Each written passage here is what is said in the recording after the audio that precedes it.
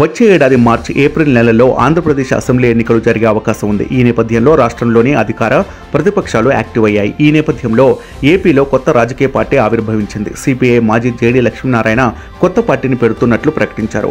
జై భారత్ నేషనల్ పేరుతో కొత్త పార్టీని ప్రకటించారు.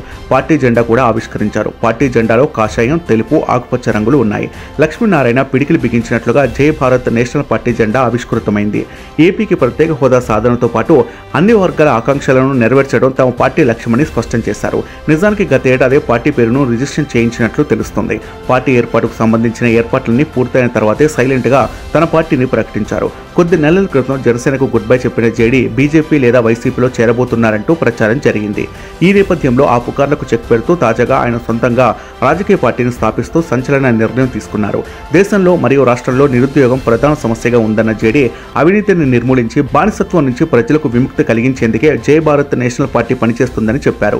ఇదిలా ఉంటే జేడీ లక్ష్మీనారాయణ పార్టీ ప్రకటనతో ఏపీలో రాజకీయం రసవత్తరంగా మారింది. ప్రధాన పార్టీలు వైసీపీ, టీడీపీ, జనసేనతో పాటు కాంగ్రెస్, బీజేపీ ఎన్నికల బరిలో దిగేందుకు సన్నద్ధమవుతుండగా కొత్తగా జై భారత్ నేషనల్ పార్టీ రాక అందరినీ ఆలోచనలో పడేసింది.